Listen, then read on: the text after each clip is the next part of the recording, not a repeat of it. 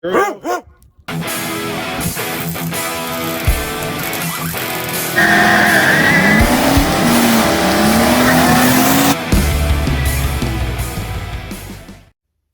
hey guys, welcome back to Shop Dog Fabrication. So today what we're going to be doing, as you saw in the thumbnail, is we're going to be basically taking this crappy old compressor and we're going to turn it into a lawn roller.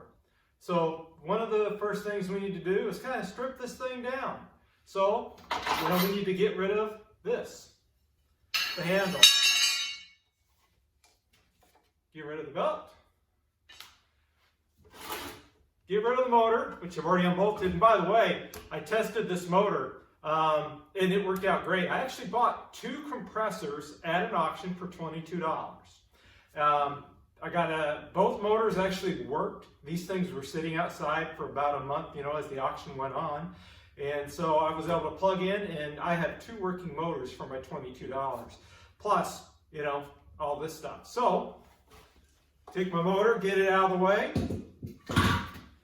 I'm going to take this compressor wheel off because this will be kind of a neat base for art, or doing something with it. So this nice big cast wheel we'll do something with.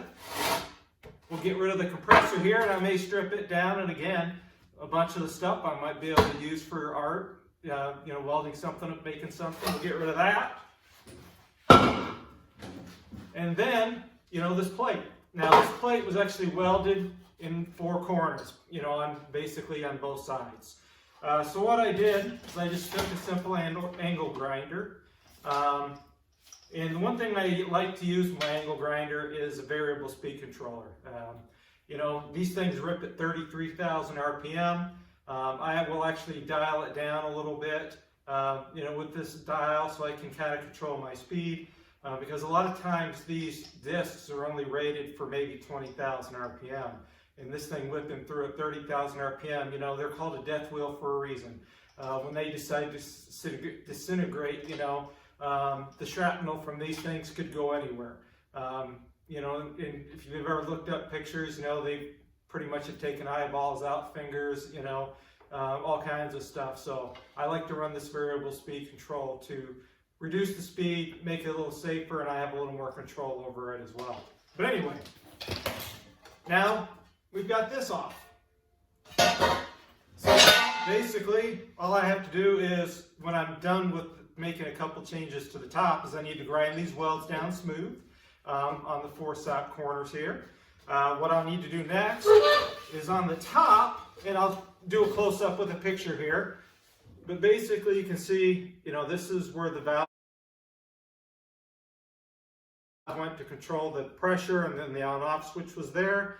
And then this air line went up into that compressor part. So this I will unthread.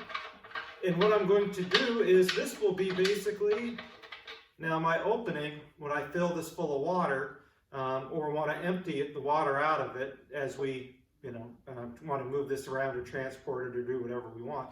What I'm going to do is I'm going to cut this piece out here. So I'm going to cut it out, and then I'll take another piece of metal. We'll contour it to the same contour as the tank. I'll weld that piece in here, and then I'm going to take this valve, cut all this other metal out, and I'm actually going to put it on the end over here. So that's where I'm going to basically fill and empty my tank out. And then from there, my next step will be, as I'll unbolt the wheels, and you can see here, I've got this piece of steel. There's basically just a couple of spot welds that hold it on as well. Once I take the wheels off, I'll take them off, and same with this bracket. I'll cut this one off, grind the welds down, and then we'll have a nice round tank. And then once I finish all that up, then we'll get into how we're going to mount this on the ends. Basically, I've got a couple bearings, and then I've got some round tube, and I'll attach the tube, run a bar across the top, and then a bar for the tongue out the front. So we'll get into that in a few minutes, but let me go ahead and take a couple stills here. As we do the next part of the video, we'll weld this up, move that over onto the end, we'll cut the other pieces off, and then, like I said, then we'll get into what I'm going to do to make this, where it'll roll around and stuff. with that said, hang tight.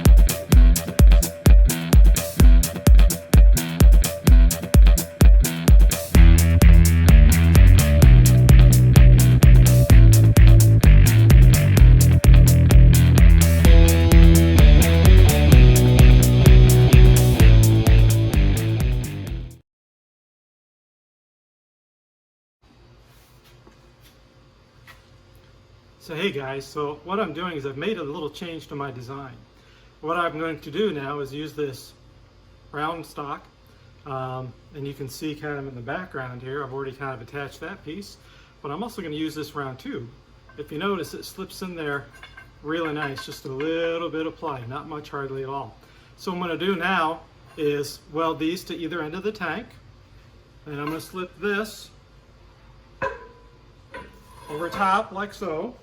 And then what I'll do is basically attach a tube, come out the front, another tube across the front, and then basically make a tongue out that way. But what I'm also going to do is drill a small hole here and add a grease zerk.